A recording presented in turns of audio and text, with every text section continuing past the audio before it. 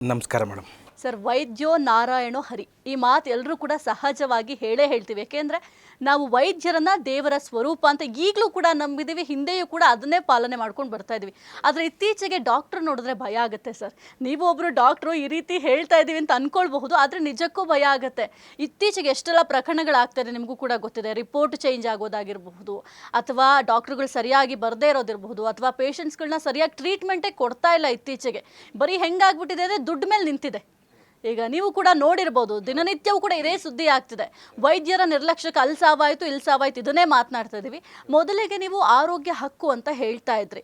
ನಾವು ಶಿಕ್ಷಣ ಹಕ್ಕು ಕೇಳಿದ್ವಿ, ಮಾಹಿತಿ ಹಕ್ಕು ಕೇಳಿದ್ವಿ, ಆದರೆ ಈ ಆರೋಗ್ಯ ಹಕ್ಕು ಅಂದರೆ ಏನು ಸರ್? ಹೌದು, ಇಲ್ಲ ನೀವು ಹೇಳಿದಾಗೆ ತುಂಬ ಆರೋಗ್ಯ ಕ್ಷೇತ್ರದಲ್ಲಿ ಆರೋಗ್ಯ ಸೇವೆ ಸಿಗಬೇಕಾದ್ರೆ, ವೈದ್ಯಕೀಯ ಸೇವೆ ಸಿಗಬೇಕಾದ್ರೆ ತುಂಬ ಕಾಸ್ಟ್ಲಿಸ್ಟ್ ಇದೆ.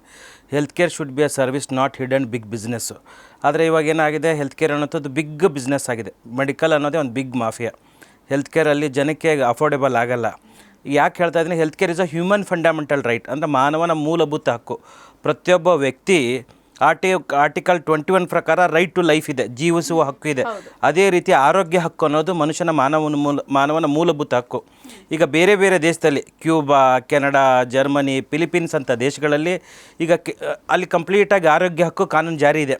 ಅಂದರೆ ಒಬ್ಬ ವ್ಯಕ್ತಿಗೆ ಬಡವ ಆಗಿರಲಿ, ಶ್ರೀಮಂತ ಆಗಿರಲಿ, ಹಿಂದೂ ಆಗಿರಲಿ, ಮುಸ್ಲಿಂ ಆಗಿರಲಿ, ಕ್ರಿಶ್ಚಿಯನ್ ಆಗಿರಲಿ, ಇಸಾಯಿ ಆಗಿರಲಿ, ಇನ್ನು ಯಾವುದೇ ಜಾತಿ ಧರ್ಮದಾಗಲಿ ಪಂಥದವನಾಗಿರಲಿ, ಆ ವ್ಯಕ್ತಿಗೆ ಆ ದೇಶದ ನಾಗರಿಕನಾಗಿದ್ದರೆ ₹1 ಹಿಡಿದು 1 ಕೋಟಿವರೆಗೂ ಫ್ರೀ ಆಫ್ ಕಾಸ್ಟಲ್ಲಿ ಆ ದೇಶದಲ್ಲಿ ಸರ್ವಿಸ್ ಸಿಗುತ್ತೆ.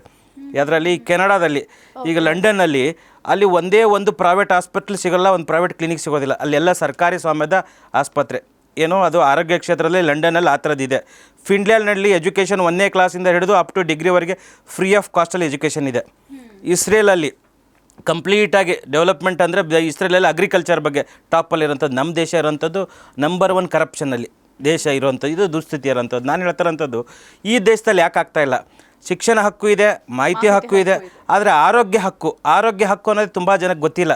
ಇದೇನಿದು ಹೊಸದು ಅಂತ. ರೈಟ್ ಟು ಹೆಲ್ತ್, RTH ಅಂತಾರೆ. RTI ಅಂದರೆ right to information, right to education, ಅದೇ ರೀತಿಯಾಗಿರುವಂಥ ಇದು ಆರೋಗ್ಯ ಹಕ್ಕು ಅನ್ನೋಂಥದ್ದು. ಇದನ್ನು ನಮ್ಮ ರಾಜ್ಯ ಸರ್ಕಾರ ಮತ್ತು ಕೇಂದ್ರ ಸರ್ಕಾರ ಇದನ್ನು ಅದರ ಅಸೆಂಬ್ಲಿಯಲ್ಲಿ, ಅಂದರೆ ಇದು ರಾಜ್ಯ ಸರ್ಕಾರ ಅಸೆಂಬ್ಲಿಯಲ್ಲಿ, ಇದನ್ನು ಕೇಂದ್ರ ಸರ್ಕಾರ ಲೋಕಸಭೆಯಲ್ಲಿ ಇದನ್ನು ಬಿಲ್ ಪಾಸ್ ಮಾಡಬೇಕಾಗಿರೋಂಥದ್ದು. ಆರೋಗ್ಯ ಹಕ್ಕನ್ನು ಕಾನೂನನ್ನು ಜಾರಿ ಮಾಡಿದರೆ ಪ್ರತಿಯೊಬ್ಬ ವ್ಯಕ್ತಿಗೂ ₹1 ಹಿಡಿದು 1 ಕೋಟಿವರೆಗೆ ಫ್ರೀ ಆಫ್ ಕಾಸ್ಟಲ್ಲಿ ಸಿಗಬೇಕು.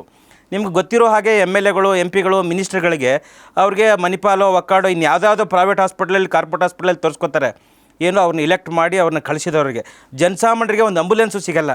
ಆಂಬುಲೆನ್ಸ್ ಸಿಕ್ಕರೂ ಅದು ಬರೀ 3 ಕಿಲೋಮೀಟ್ರ್ ಆಂಬುಲೆನ್ಸ್ಗೆ 5,000 10,000 ಕೇಳಿರೋಂಥ ಉದಾಹರಣೆಗಳು ಕೋವಿಡಲ್ಲಿ ಸಾಕಷ್ಟು ಇದ್ದಾವೆ.